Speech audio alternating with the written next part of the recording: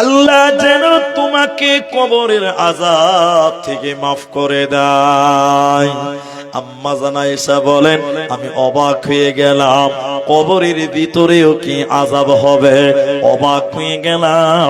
আমার নবী যখন আমার বাড়িতে এলো, আমি বিশ্ব নবীকে বললাম, ইয়া রাসূলুল্লাহ, ইয়া হাবিবাল্লাহ, দয়ার নবী গো, একটা ইহুদি মেয়ে এসেছিল, অনেকক্ষণ কবর নিয়ে আলোচনা করলেন, শেষের বেলায় বলে গেল, আয়েশা, আল্লাহ যেন তোমাকে কবরের আযাব থেকে মুক্তি দেয়। ইয়া রাসূলুল্লাহ, কবরে কি সত্যি সত্যি আযাব হবে? কবরে কি সত্যি সত্যি আযাব হয়? আম্মা জান আয়েশাকে নবী বলেন, আয়েশা রে, তুমি শোনো, আযাবুল কবরে হাক্কুন, কবরের আযাব বড় সত্য রে আয়েশা। আযাবুল কবরে হক, কবরের আযাব বড় সত্য রে আয়েশা। কবরে মানুষকে কঠিন আযাব দেওয়া হবে। আম্মা জান আয়েশা বলেন, শোনো, এরপরে নবীজি যখনই নামাজ পড়তেন, তখন তিনি কবরের আযাব থেকে মুক্তি চাইতেন। হুজুর যখনই নামাজ আদায় করতেন, তখনই আল্লাহর কাছে দোয়া করতেন, আল্লাহ তুমি আমাকে কবরের আযাব থেকে মুক্তি দাও। আমার দিকে দেখেন, একটা দোয়া বলছি, আমার দিকে দেখেন, একটা দোয়া বলছি আপনাদেরকে। আমি একটু আপনাদেরকে অ্যাটেনশন নিয়ে দোয়াটা শিখিয়ে দিব, আপনারা দোয়াটা করবেন। নবীজি যখনই নামাজ পড়তেন, তখনই কবরের আযাব থেকে বাঁচার জন্য দোয়া করতেন। এবার আপনারা এতটি মানুষ একবার মুখ খুলে বলেন, তাহলে আমাদের দোয়া করতে হবে না বাবা? হুজুর যদি কবরের শাস্তি থেকে বাঁচার জন্য দোয়া চাইতে পারে, আমরা তো গুনাহগার, আমরা তো পাপী মানুষ, তাহলে আমাদেরকে দোয়া করতে হবে। সেটা কি আপনারা দেখেন, নামাজের শেষ রাকাতে, শেষ বৈঠকে কি বলেন আপনারা?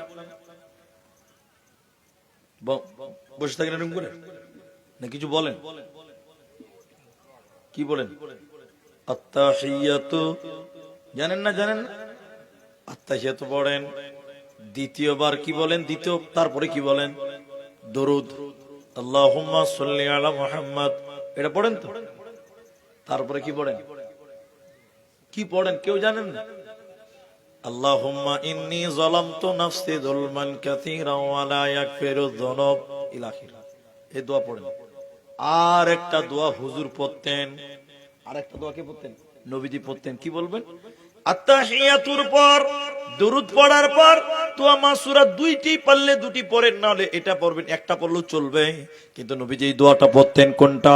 আল্লাহুম্মা ইন্নী আউযু বিকা মিন আযাবি জাহান্নাম ওয়া আউযু বিকা মিন আযাবিল কবর ওয়া আউযু বিকা মিন ফিতনাতিল মাসিহিদ দাজ্জাল ওয়া আউযু বিকা মিন ফিতনাতিল মাহিয়া ওয়া ফিতনাতিল মামাত। অনেক কথা আছে, শুনেন। আল্লাহর নবী নামাজ পড়তেন আর বলতেন, আল্লাহ তুমি আমাকে কবর, আল্লাহ জাহান্নামীর আযাব থেকে রক্ষা করো। হুজুর দোয়া করতেন এরপরে, আল্লাহ তুমি আমাকে কবরের আযাব থেকে মাফ করো। এরপরে নবী বলতেন, আল্লাহ তুমি আমাকে দাজ্জালের ফিতনা থেকে রক্ষা করো। নবীজি কবরের আযাব থেকে বাঁচার জন্য দোয়া করতেন। তাহলে আপনাকে আমাকেও কবরের থেকে, কবরের আযাব থেকে বাঁচার জন্য বেশি বেশি করে দোয়া করতে হয়। দোয়াটা কি বলে দিলাম, আরেকটা দোয়া লাস্টে বলবো, ওইটাও আপনার কাজে লাগবে। এখন ওটা জমা রাখলাম, তাহলে কবরে কঠিন পরীক্ষা দিতে হবে। শুনেন আরেকটা কথা, হাদিসের তোকে চলুন। হাদিসটির রাবি হযরত যায়েদ বিন সাবিত রাদিয়াল্লাহু তাআলা আনহু, এটাও বুখারী মুসলিমের হাদিস। শুনেলেন মায়েরা, নবীজি গাধার উপরে বসেছিলেন, গাধার উপরে। এখন 2025 সাল, আজি দিনাজপুরে রিকশা আছে, সাইকেল আছে, টোটো আছে, অটো আছে, আছে না নাই? বাস আছে, ট্রেন আছে, এরকম গাড়ি আছে। নবীজির জামানায় এগুলো ছিল না। নবীজির জামানায় যানবাহন এরকম উট ছিল, ঘোড়া ছিল, দুম্বা ছিল, গাধা ছিল, এগুলোর উপরে তখন সওয়ার করতে হতো। নবীজি একদিন গাধার উপরে বসেছিলেন। গাধাটি যাচ্ছিল একটা বাগান দিয়ে, খেজুরের বাগান দিয়ে, নাসসার বংশের বাগান দিয়ে যাচ্ছিল। হঠাৎ করে হুজুরের গাধাটা এত জোরে লাফাতে লাগলেন, ওরে মা আমার, বোন আমার, হুজুরের গাধাটা যেন লাফাতে লাগলেন। নবীজি বললেন, আমার মনে হলো গাধা তার পিঠ থেকে আমাকে ফেলে দিবে। এই আমার দিকে দেখেন, আমার দিকে দেখেন, হুজুর হুজুর বলছেন গাধাটা মনে হলো আমাকে তার পিঠ থেকে নামিয়ে দিবে। আমি সেই বাগানে নামলাম, নিজেই গাধার পিঠ থেকে নেমে গেলাম। নেমে ডান দিক বাঁ দিকে তাকালাম, 5টা অথবা 6টি কবর দেখতে পেলাম। 6টি কবর অথবা 5টি কবর দেখলাম।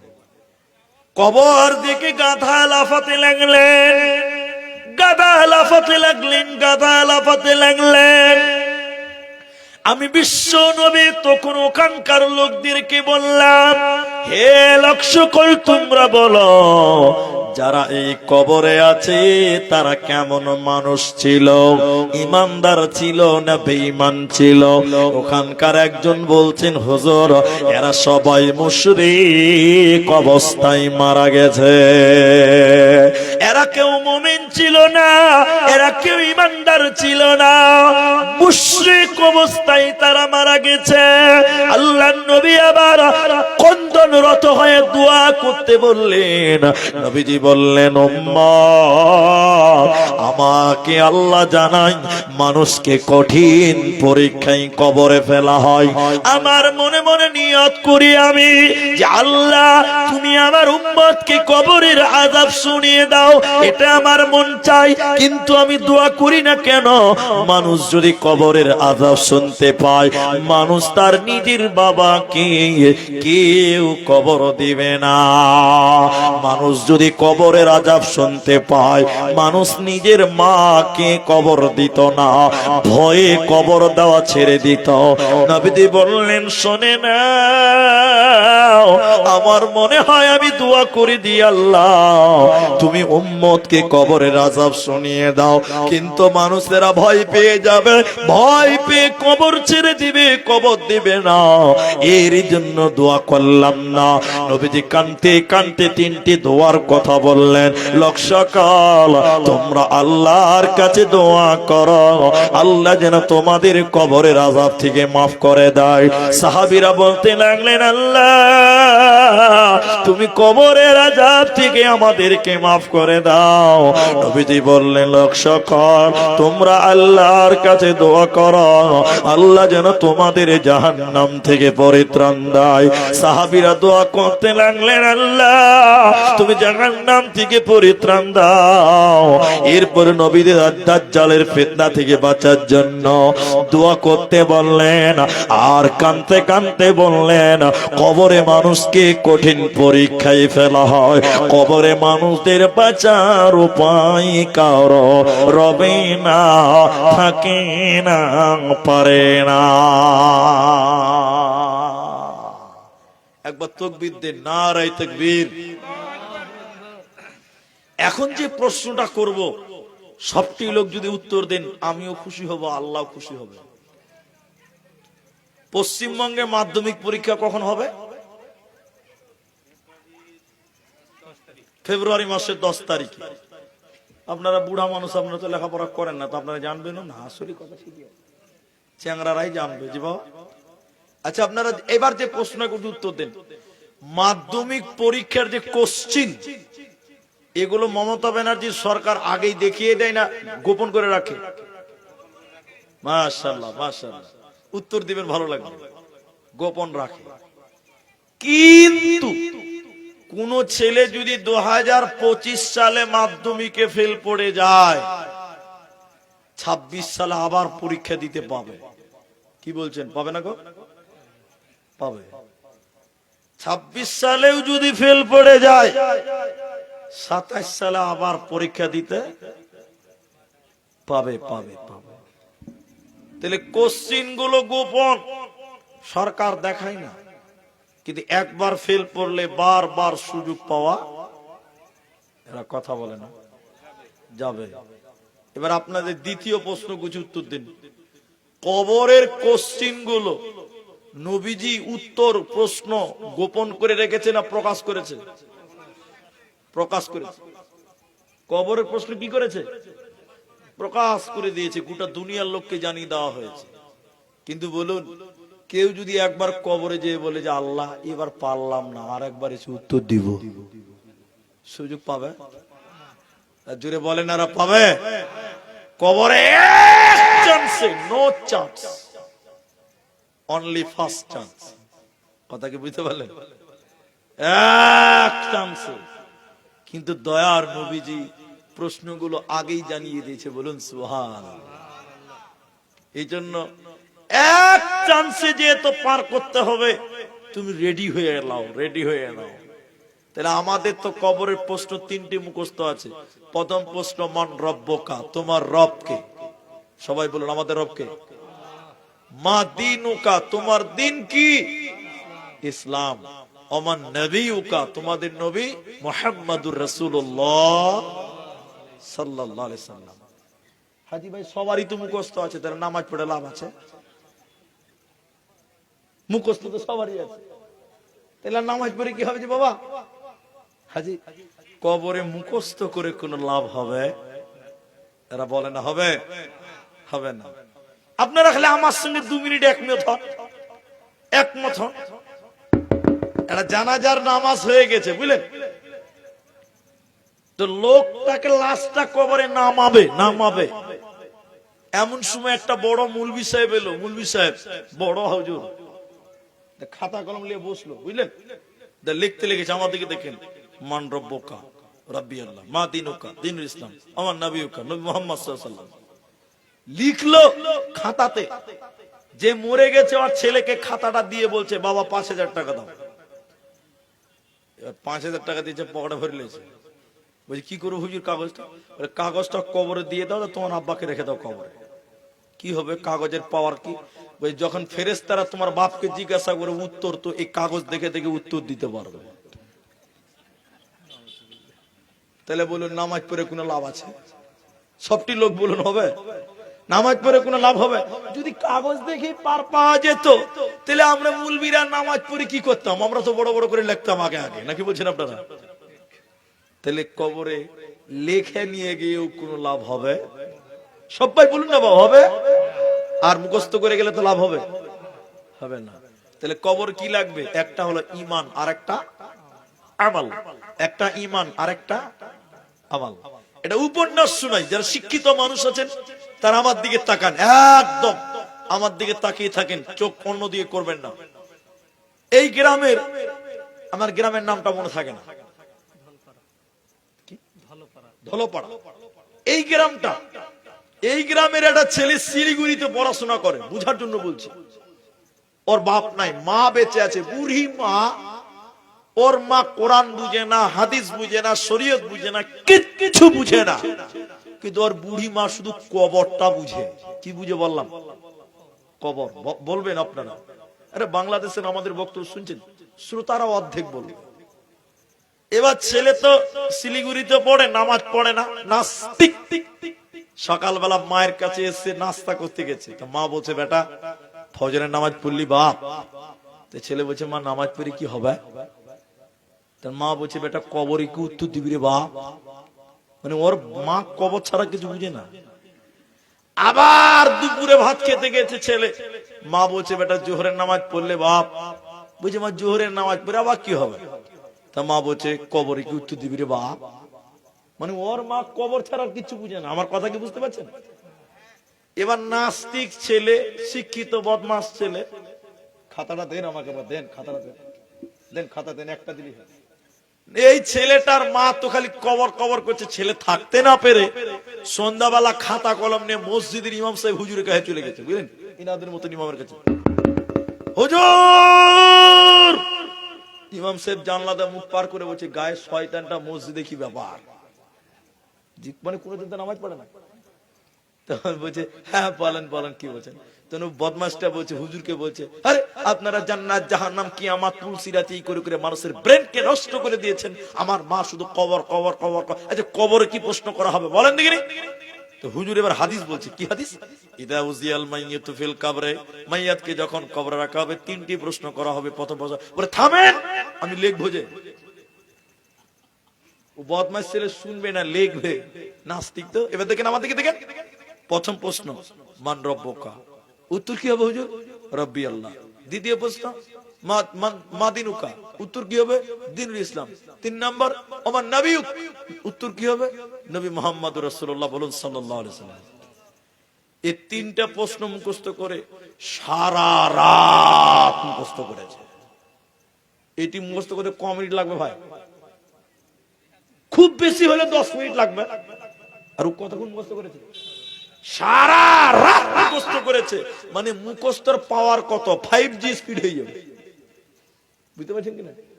সকালবেলা ভদ্রলোক নামাজ তো পড়েইনি, আর মায়ের কাছে নাস্তা খেতে গেছে। মা নাস্তা দাও। মা নাস্তা দেওয়ার আগে বলছে, বেটা ফজরের নামাজ পড়লি বাপ? বলছে, মা নামাজ পড়ি কি হবে? বলে মা তখন বলছে, কবরে কি উত্তর দিবি রে বাপ? বলে শুনে লাও। কি উত্তর দিব? শুনে লাও। ও তো মুখস্থ করে রেখে দিয়েছে। এবার বলছে, মা 3টি প্রশ্ন হবে। রব্বি আল্লাহ, বলবো আল্লাহ। মান রব্বুকা, বলবো রব্বি আল্লাহ। মা দিনুকা, বলবো দ্বীনুল ইসলাম। আমার নবিউকা, নবী মুহাম্মদুর রাসূলুল্লাহ সাল্লাল্লাহু আলাইহি ওয়াসাল্লাম। এবার ছেলে যখন বলেছে, ছেলের কথা শুনে মা এরকম শুকনো ঢুক গিলছে। ছেলে এবার মাকে বলছে, মা আমার তো মুখস্থ আছে, তোর মুখস্থ আছে তো? মা মাথায় হাত দিয়ে বলছে, সর্বনাশ, ছেলে তো হাফেজ তৈরি হয়ে গেছে রে ভাই।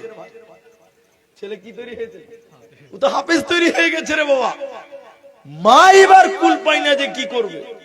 তখন মা বলছে, বেটা এই পেটে তুই হয়েছিস, তোর পেটে আমি নয়। মা এবার 1 মিনিটের একটা কথা শুনেন, 1 মিনিট লাগবে আমার। আপনাকে দেখান, 3 বন্ধুর মধ্যে এক বন্ধুর কাছে ময়না পাখি। ময়না পাখি বুঝেন আপনারা? ওই বাড়ির গেটে থাকবে। ও কি বলে? কথা বলে। একজন বলছে কথা বলে না, মা গল্প শোনাচ্ছে। দুজন বলছে বলে। বলছে না বলে না, বলছে বলে। চল প্রমাণ করব। ময়নার পাকিস্তানে যে বলছে, ময়না বলছে, আসসালামু আলাইকুম, কেমন আছেন? এই এদের কথা বলছে তো। থাম, আমার পালা আসো। আরেকজন গেছে, ময়না বলছে, আসসালামু আলাইকুম, কেমন আছেন? এই ঠিকই তো কথা বলছে রে। যে বলছে কথা বলে না, ও ব্যাগের ভিতরে একটা বিড়ালকে ভরে নিয়ে চলে গেছে। কি ভরেছে বললাম? বিড়াল। যে ময়না পাখির সামনে গেছে, লোকটা আওয়াজ করা বাদ দিয়ে বিড়ালকে বের করে দিয়েছে। এখন বলেন, ময়না যদি বিড়াল দেখে ভয় খাবে কি খাবে না? যেই ময়না বিড়াল দেখেছে, খাঁচার ভিতরে ছটফট ছটফট ছটফট করতে লেগেছে, সালাম কালাম ভুলে গেছে। মা বলছে, বেটা রে, ময়না তার সালাম ভুলে গেল কেন? মা বলছে, বেটা ময়না তার সালাম ভুললো কেন? বেটা বলছে, মা বিড়াল দেখেছি তার জন্য। মা বলছে, বেটা রে, দুনিয়াতে যতই মুখস্থ করো না কেন, কবরে যখন মুনকার নাকির ফেরেশতা দেখবি বাপ, দুনিয়ার সব মুখস্থ ভুলে যাবে। দুনিয়ার মুখস্থ কবরে কোনো কাজে আসবে না। কবরে মুখস্থ করে কোনো লাভ হবে না। তাহলে কবরে বাঁচবে কে? কবরে বাঁচবে কে? কবর কি জটিল জায়গা। ও ভাই আমার, বোন আমার, শোনেন, আমরা মুসলমান। কবরের সামনে দেখেন দেখেন দেখেন দেখেন, এই গ্রামটার নাম আবার ভুলে গেলাম, ধোলাপাড়া না কি? শুনেন, ধোলাপাড়া। আপনার গ্রামে তো কবরস্থান নাই, 1-1.5 কিলোমিটার দূরে আছে শুনলাম। তো শুনেন, অনেক লোক দেখবেন যেই মসজিদে শুনে লিবে উমুকের বাপ মরে গেছে, কদর নিয়ে মারলো দৌড়, গোরস্থানে যে কবর খুঁড়তে লাগবে। আপনাদের এরকম লোক নাই নাকি? আছে। কিন্তু আমাকে অবাক লাগে গো, অবাক লাগে। দেখবেন অনেক লোক কবরে 2-4 মিনিট কাজ করার পর বসে বসে আবে আগে বিড়ি খেয়ে এলে তারপর কাজ করবে। কবরস্থানে গিয়েও বিড়ি টান, এরকম মাল নাই বোধহয় আপনার দিকে। আচ্ছা বলুন, আল্লাহর ভয় আছে? সেটা বলুন। হাদিসটা শুনেন, আল্লাহর নবী একদিন এক আনসার ব্যক্তির জানাজায় গেলেন। আমার কথা ভালো করে বুঝেন, জানাজার নামাজ হয়ে গেছে কিন্তু এখনো কবর গর্ত করা হয়নি। বাবা গো, ও মা আমার, পা ধরে বলছে আমার দিকে তাকান। নবীজি জানাজা পড়ার পর কবর কমপ্লিট হয়নি, কবর গর্ত করছে, ওর সামনে যে বসলেন। সাহাবীরা বলছেন আমরাও বসলাম। মুখে কার কোন শব্দ নেই, নড়াচড়া নেই, একদম স্তব্ধ, সাইলেন্ট হয়ে গেলাম। নবীজি বলছেন পাখিও বুঝতে পারবে না আমরা মানুষ না গাছ দাঁড়িয়েছি, নড়াচড়া টোটাল বন্ধ। বলুন সুবহানাল্লাহ। নবীজি দেখেন, আমার দিকে দেখেন, এটা কমচি নিলেন, কমচি নিয়ে করে দাগাদাগি করতে লাগলেন, মাথা নিচু করে একদম চুপ, কোনো কথা কেউ বলে না। হঠাৎ করে নবীজি মাথা উঁচু করে বললেন, লোকসকল তোমরা আল্লাহর কাছে দোয়া করো, আল্লাহ যেন তোমাদের কবরের আযাব থেকে মাফ করে দেয়। এই কথাটা নবীজি একবার বলেনি, রাবি বলছেন নবীজি পরপর 3 বার কথা বললেন, লোকসকল তোমরা কবরের কাছে এসেছ, আল্লাহর কাছে দোয়া করো, আল্লাহ যেন তোমাদের কবরের আযাব থেকে মাফ করে দেয়। কারণ কবরের আযাব পৃথিবীর কেউ সহ্য করতে পারবে না। মা আমার, বোন আমার, ও বেটি আমার, কান করে শুনেন, কবরে কে লাভবান হবে, কে বাঁচবে? এই হাদিস দুটি যদি না শুনেন আমার বক্তব্য অসম্পন্ন থেকে যাবে। হাদিসটার রাবি কে? হযরতে বারা ইবনে আযিব রাদিয়াল্লাহু তাআলা আনহু। নবীজি বলছেন যখন কোন মানুষকে কবরে নামানো হয় ওটা মানুষ নয়, ওটার নাম দেহ। কবরে যেটা রাখা হয় ওটা কি আত্মা না দেহ? মাটির দেহ মাটি খাবে, কিসের কর বাসনা, হায়রে এই দুনিয়ায় আশা মিটবে না। আশা করে ঘর বাঁধিলাম সাদের বালুর চরে, সে ঘর আমার উড়িয়ে নিল সর্বনাশা ঝরে। আসলেতে সবই ফাঁকি, কবর যে তোর ঠিকানা, হায়রে এই দুনিয়ায় আশা মিটবে না। তাহলে সবাই বলুন, যেটা কবরে রাখা হয় ওটাকে আত্মা না দেহ? দেহ। কেন বলুন তো? আত্মা আগেই আল্লাহর কাছে পৌঁছেছে আজরাইল, ঠিক না নাই বলুন? শুনেন, আমার দিকে দেখেন। নবীজি বলেন যখন কোন বডি কবরে রাখা হয়, দুটি ফেরেশতা কবরে এসে আল্লাহর কাছ থেকে আত্মা নিয়ে তার ভিতরে ভরে দেয়। এবার হলো তিনি মানুষ। এতক্ষণ ছিল কি? দেহ, বডি। এবার তিনি মানুষ হয়ে গেলেন। আমার দিকে দেখেন। এবার তাকে বলা হয়, এই মানুষটাকে, এই এদিকে শুনেন, এটা সবচেয়ে গুরুত্বপূর্ণ হাদিস। বলা হয় তোমাদের মাঝে একজন নবী পাঠানো হয়েছিল, তোমাদের মধ্যে একজন রাসূল পাঠানো হয়েছিল, তিনি কে? লোকটা বলেন তিনি হলেন নবী মুহাম্মদুর রাসূলুল্লাহ সাল্লাল্লাহু আলাইহি ওয়াসাল্লাম। আবার তাকে জিজ্ঞাসা করা হয়, কি করে তুমি বললে বলো, কি করে তুমি জানলে তুমি বলো? লোকটা বলে আমি জানি। কি করে জানো? বলছি কোরআন ঘেটে দেখেছিলাম, জেনেছিলাম, মেনেছিলাম, বিশ্বাস করেছিলাম তিনি হলেন আমাদের প্রিয় নবী।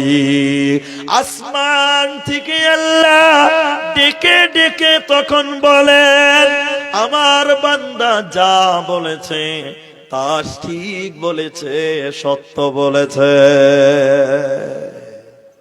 আমার বান্দা যা বলেছে ঠিক বলেছে, সত্য বলেছে।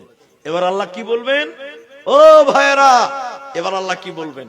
আমার আল্লাহ বলেন, হে ফেরেশতারা, এই লোকের কবরে তুমি জান্নাতের বিছানা বিছিয়ে দাও। বলুন সুবহানাল্লাহ। কার বিছানা বিছানা হবে? জান্নাতের বিছানা বিছানা হবে। এরপরে আবার আল্লাহ বলেন, হে ফেরেশতারা, আমার বান্দা সাদা কাফন পরে আছে, আমার বান্দাকে জান্নাতের পোশাক পরিয়ে দাও। সঙ্গে সঙ্গে জান্নাতের পোশাক পরানো হবে। বলুন সুবহানাল্লাহ। জান্নাতের পোশাক আর জান্নাতের বিছানা কবরে বিছিয়ে দেওয়া হবে। যদি নবীর নাম বলতে পারেন, বলবেন না সুবহানাল্লাহ? এরপর ওর জান্নাতের গেট খুলে দেওয়া হবে তার কবরে, দেখেছে আরো আনন্দিত হবে। আরেকবার বলুন সুবহানাল্লাহ। এদিকে দেখেন, নড়চড় করবেন না। এই তালবে ইলম আমার দিকে দেখেন। এবার দেখেন, এটা সুন্দর চেহারা, এত সুন্দর তার সূরাত, এত সুন্দর তার চেহারা, এরকম সুন্দর একজন ব্যক্তি এসে ওই কবরে বলবেন, এই এই এই এই সুসংবাদ গ্রহণ করো, সুসংবাদ গ্রহণ করো, আমি সুসংবাদ দাতা। কবরের লোকটা বলবেন, তুমি কে? এত সুন্দর তুমি সুসংবাদ দিবে, তুমি কে? শুনেলেন উত্তরটা, অবাক হবেন, ঈমান বাড়বে। ওই সুন্দর লোকটা বলবে, আমি তোমার দুনিয়ার নেক আমল, যা তুমি নামাজ পড়েছো, দান করেছো, রোজা করেছো, আমি তোমার নেক আমল আজকে তোমার সঙ্গে হয়ে গেলাম। বলুন সুবহানাল্লাহ। আপনি কি ভাবছেন? কবরে আপনার সঙ্গে হবে এই দুনিয়ার আমাল।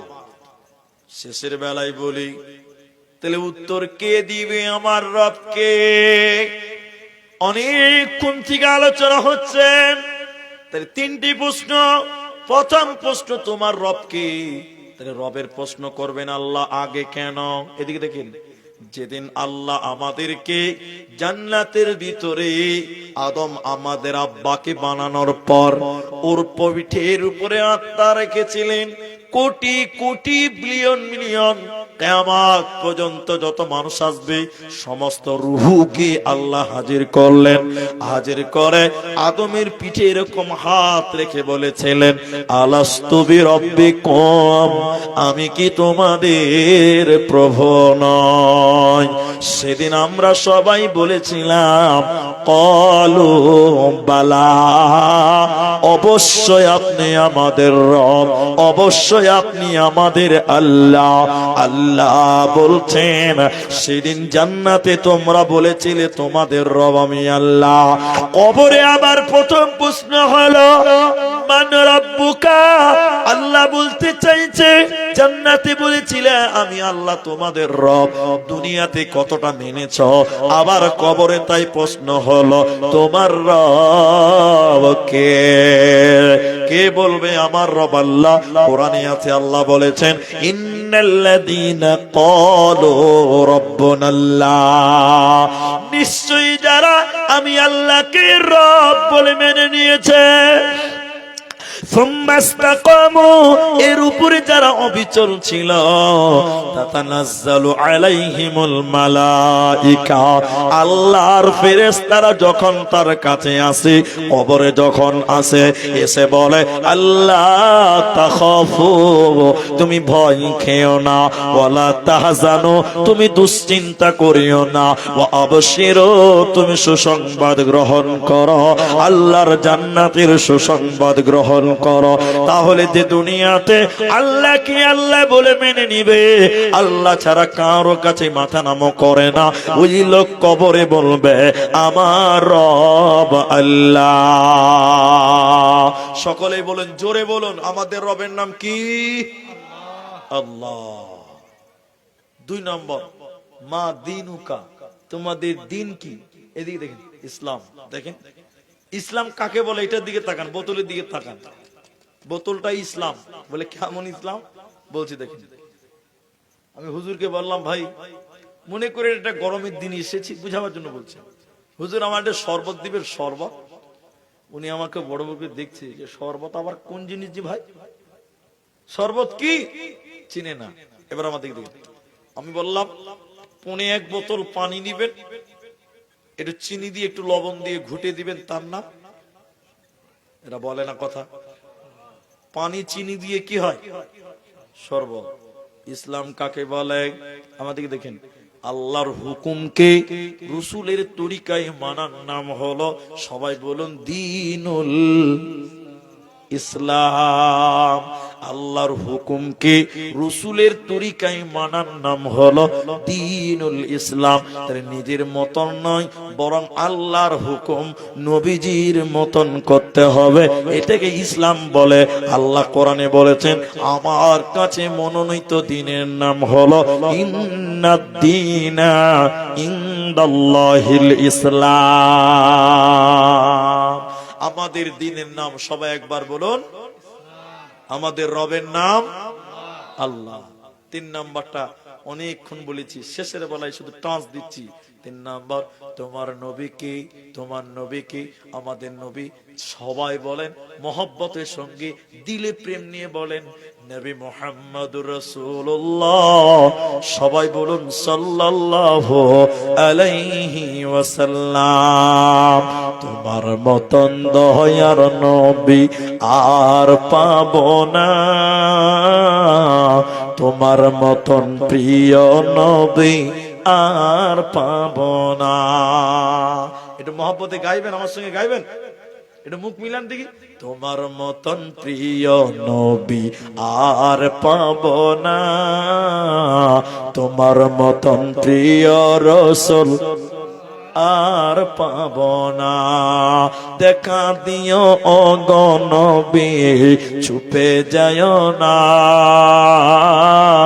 তোমার মতন প্রিয় নবী আর পাব না, তোমার মতন প্রিয় রাসূল আর পাব না। নবীজি মোর বনে বনে চরাইতেন ছাগল, লোকে তারে দেখে বলতো নিহাত একটা পাগল। পাগল নয় গো, পাগল নয়, প্রভুর প্রেমের দিওয়ানা, তোমার মতন প্রিয় নবী আর পাব না, তোমার মতন প্রিয় রাসূল জোরে বলুন আর পাব না। যে নবীকে ভালোবাসবে, রাসূলকে মহব্বত করবে, আর জবান খুলে বের হবে নবী মুহাম্মদুর রাসূলুল্লাহ সাল্লাল্লাহু আলাইহি ওয়াসাল্লাম। লাস্ট চ্যাপ্টার, এরপরে বক্তব্য আগাবো না, সেটাই কার কার কবরে শাস্তি হবে না জানা দরকার আছে না নাই? কার কার কবরে শাস্তি হবে না এটা জানা দরকার নাই গো? আছে। আমার দিকে দেখেন, তাহলে বুঝতে পারবেন কোন কবরে শাস্তি নেই। আমার মা, আমার বোন, আমি আপনাদেরকে দীর্ঘ 1.5 ঘন্টা থেকে বুঝিয়ে আসছি কথাগুলো, এবার বলছি শাস্তি হবে না। হুজুর, আলেম ওলামা যারা মুফতিরা এসেছেন, দেখেন নবীজি বলছেন, কেউ যদি জুমার দিনে মারা যায়, কেউ যদি জুমার রাতে মারা যায়, ওই লোকের কবরে কোনো শাস্তি হবে না, বলুন সুবহানাল্লাহ। কিন্তু শর্ত আছে। শর্ত নাই খালি জুমার দিন মরলেই হবে? এটা গাঁজাখোর লোক যদি জুমার দিন মরে, তাহলে কি কবর শাস্তি হবে না? জি ভাই, ঈমান থাকতে হবে। আর বাবজি কি থাকতে হবে? ঈমান। তাহলে জুমার রাত কোনটা আপনারা বলবেন না, আপনাদেরকে জানাচ্ছি। জুমার রাত কোনটা বলে? মাশাআল্লাহ। বৃহস্পতিবার দিন গিয়ে যেটা রাত হয় ওটাকে বলা হয় জুমার রাত, কথা বুঝতে পারছেন? আর শুক্রবার দিন গিয়ে যেটা রাত হয় ওটা হলো শনিবারের রাত। মাগরিব, বৃহস্পতিবারের দিন গেল, মাগরিব হয়ে গেল, এখন শুরু হয়ে গেল শুক্রবার, কথা বুঝতে পারলেন? ইমানের সঙ্গে যদি কেউ জুমার দিনের আগের রাতে বা জুমার দিনে মারা যায়, নবীজি বলেন যদি ঈমান থাকে এই লোকের কবরে কোনো শাস্তি হবে না। আল্লাহু আকবার। এরপরে নবী বলেন, শুনিলেন যারা শহীদ হবে এই শহীদদের কবরে কোনো আযাব হবে না। এদিকে দেখেন শহীদ কারা? আল্লাহর দ্বীন ইসলামকে বাঁচাবার জন্য যারা জীবন দিল এরা শহীদ, এদের কবরে কোনো আযাব হবে না। আর শহীদ আছে 5-6 রকম। এদিকে দেখেন ট্রেনের কেটে অ্যাক্সিডেন্টে মারা গেলে শহীদের মর্যাদা দেওয়া হবে, আগুনে পুড়ে মারা গেলে শহীদের মর্যাদা দেওয়া হবে, পুকুরে নদীতে ডুবে মারা গেলে শহীদের মর্যাদা দেওয়া হবে, পেটের বড় রোগ নিয়ে যদি মারা যায়, পেটের ভিতরের বড় রোগ নিয়ে যদি কেউ মারা যায় এই লোকটাকে শহীদের মর্যাদা দেওয়া হবে। শুধু তাই নয়, কেউ যদি দেওয়ালে চাপা পড়ে মারা যায় এই লোকটা শহীদের মর্যাদা পাবে। শেষের বেলায় নবীজি বললেন কোন মেয়ে বাচ্চা প্রসবের সময় যদি মারা যায়, ডেলিভারির সময় যদি কোনো মা মারা যায়, নবী বলেন ফাহুয়া শাহীদাতুন, এই মেয়েটাকে আল্লাহ শহীদের মর্যাদা দেবে, এদের কবরে কোনো আযাব হবে না। তবে শুধুমাত্র একটা শর্ত, এদের ভিতরে ঈমান থাকতে হবে। বলুন সুবহানাল্লাহ। এই জন্য মা বোনেরা যারা আছেন, মা বোনেরা যারা আছেন, আপনারা আমার দিকে দেখে শুনেন কথাটা। আপনার পেটে বাচ্চা চলেছে তো এটা নামাজ পড়বেন। মা বোনেরা, আপনার বোন, আপনার মা, আপনার স্ত্রী যখন পোয়াতি হয়, আমার ভাষা বুঝতে পারছেন, পোয়াতি বুঝেন তো?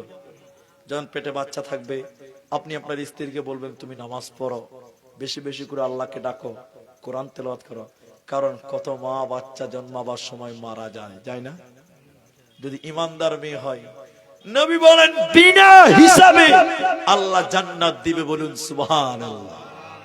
কারণ শহীদের ব্যাপারে হাদিস আছে লা হিসাবা ওয়ালা আসাবা, ওদের কোনো হিসাব লাগবে না, বিচারই হবে না, বিনা বিচার আল্লাহ জান্নাত দিবে। বলুন সুবহানাল্লাহ। এজন্য আপনার স্ত্রীর পেটে বাচ্চা আছে, বলবেন তুমি সকাল সন্ধ্যা কোরআন তেলাওয়াত করো, বলবেন, বলুন ইনশাআল্লাহ।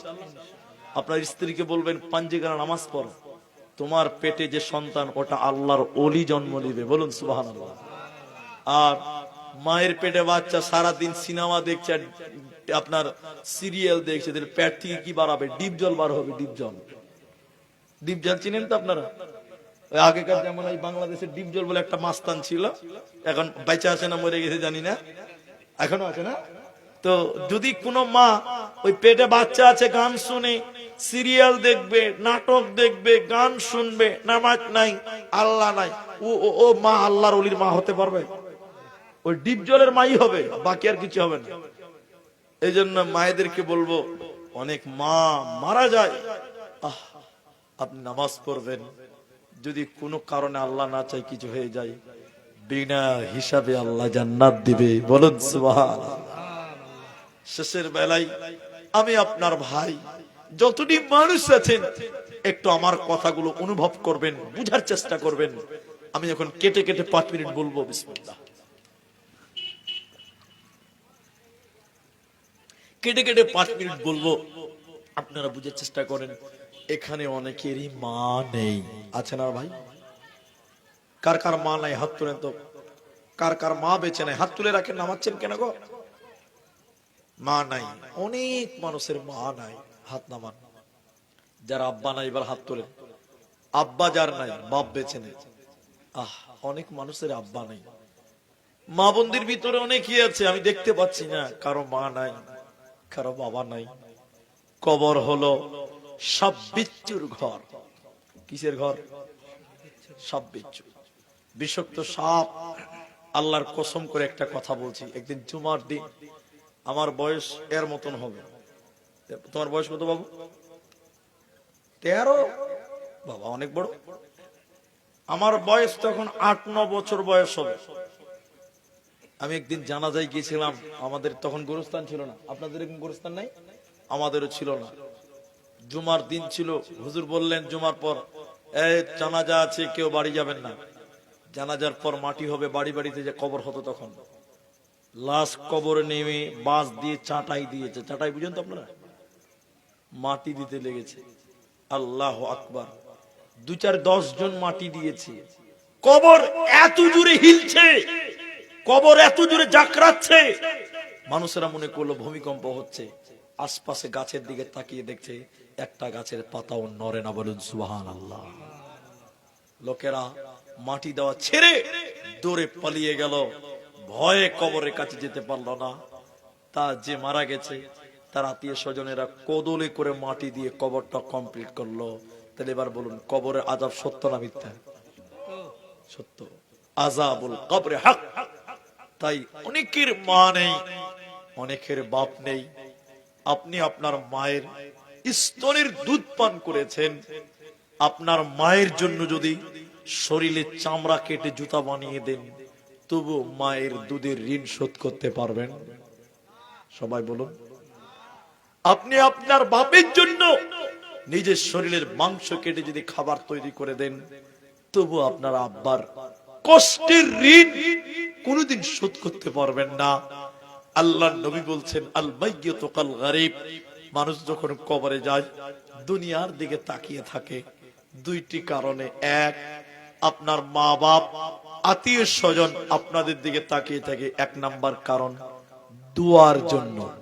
সবাই বলুন কিসের জন্য? দোয়া। আপনার মা মূর্খ অশিক্ষিতা ছিল, আপনি আল্লাহকে কেঁদে কেঁদে বলবেন, আল্লাহ আমার মা মূর্খ মানুষ ছিলেন, আল্লাহ আমার মা লেখাপড়া জানতো না, দিন ধর্ম জানেনি, আমার মা জেনে না জেনে গুনাহ করেছে, আল্লাহ তুমি আমার মায়ের কবরের শাস্তিকে তুমি মাফ করো। সবাই একটু দোয়া করবেন, বলুন ইনশাআল্লাহ।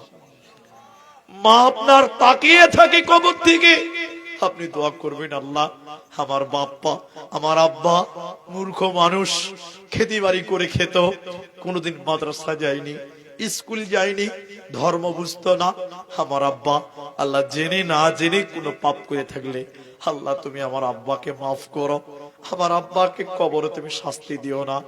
আব্বা মায়ের জন্য সবাই একটু দোয়া করব, আমরা বলি একটু ইনশাআল্লাহ। 2 নম্বর, আপনার মা কবরে চলে গেছে, অন্ধকার ছোট ঘর, কোনো দরজা নেই, জানালা নাই, তারা দুনিয়ার দিকে তাকিয়ে থাকে, আমার ছেলেরা আমার মেয়েরা আমাদের জন্য দান করবে, সাদকা করবে। নবী বলেছেন, কেউ যদি মৃত মানুষের জন্য দান করে আল্লাহ শতে শত কবরের শাস্তিকে বন্ধ করে দেয়। বলুন সুবহানাল্লাহ। আপনি আপনার মায়ের জন্য কবরের শাস্তি মাপের জন্য দান করবেন, আপনি আপনার আব্বার জন্য কবরের আযাব থেকে বাঁচার জন্য দান করবেন, তৎক্ষণাৎ আল্লাহ কবরের শাস্তি বন্ধ করবে। নবী বলছেন, আগুনে পানি ঢেলে দিলে যেমন আগুন নিভে যায়, মরা মানুষের জন্য দান করলে তাদের কবরের শাস্তিও নিভে যায়। বলুন সুবহানাল্লাহ।